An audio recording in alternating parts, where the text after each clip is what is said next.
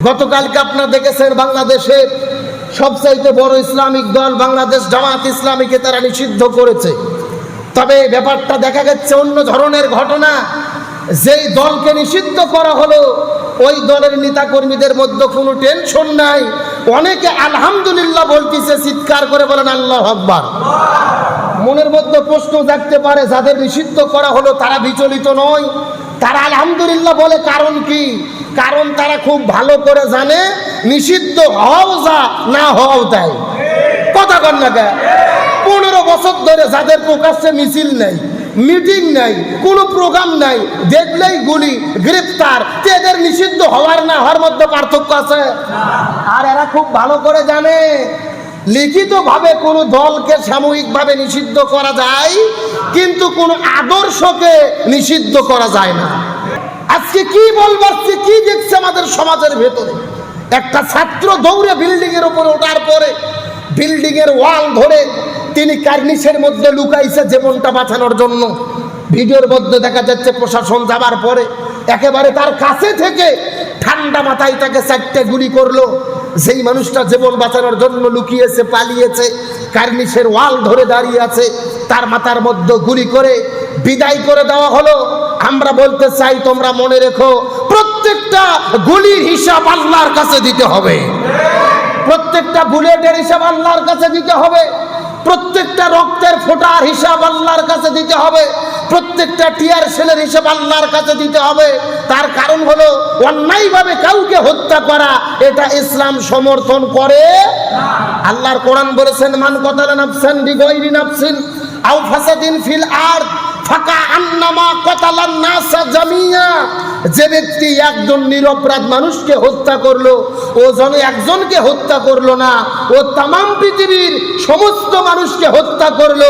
জোরে বলেন নাউজুবিল্লাহ। তাহলে একজন নিরপরাধ মানুষকে হত্যা করার গুনাহ হলো তামাম পৃথিবীর সমস্ত মানুষকে হত্যা করার গুনাহ। তাহলে এর দ্বারা কি বোঝা যায়?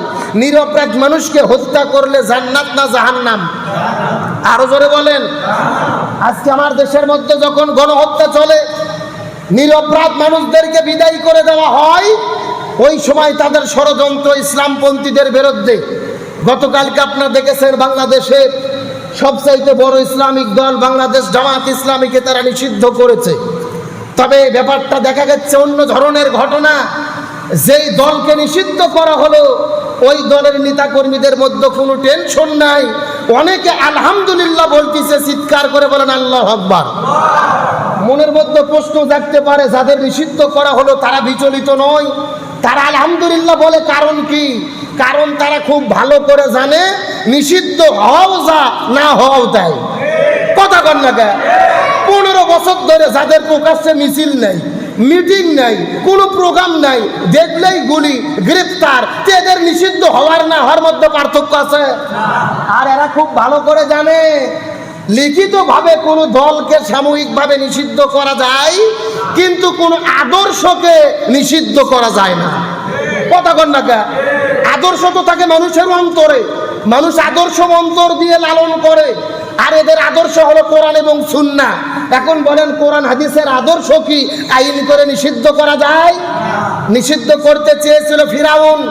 ফিরাউনের পার্লামেন্টে মূসাকে নিষিদ্ধ করা হয়েছিল, নমরুদের পার্লামেন্টে ইব্রাহিম আলাইহিস সালামকে নিষিদ্ধ করা হয়েছিল, আবু জেহেলের পার্লামেন্টে রসুলকে নিষিদ্ধ করা হয়েছিল।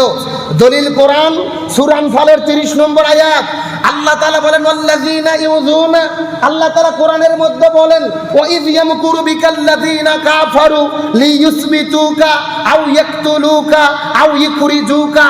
আবু জেহেলের পার্লামেন্ট দারুন নাদওয়া আইন করলো, আব্দুল্লাহর ছেলে মুহাম্মদকে যেখানে পাবে গ্রেফতার করো, গুলি করে হত্যা করো, দেশ থেকে বের করে দাও। বলেন তো দেখি, আবু জেহেল যে রসুলকে নিষিদ্ধ করেছিল, রসুল কি বিজয় হয়েছিল না পরাজয় বরণ করেছিল?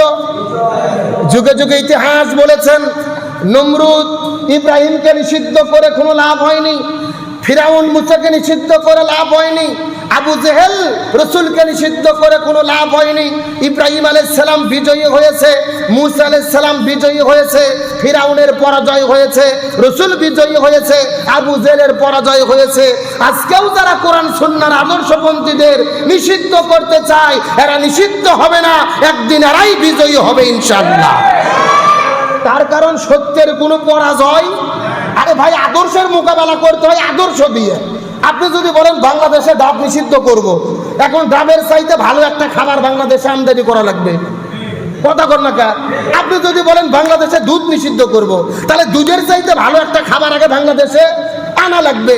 তাহলে আপনি যদি একটা দলকে নিষিদ্ধ করেন, আদর্শ নিষিদ্ধ করতে চান, ওই আদর্শের চাইতে ভালো একটা আদর্শ আগে কি করা লাগবে? আনা লাগবে এই সমাজের ভেতরে। যে কোরআন সুন্নাহর চাইতে ভালো কি কোনো আদর্শ আছে?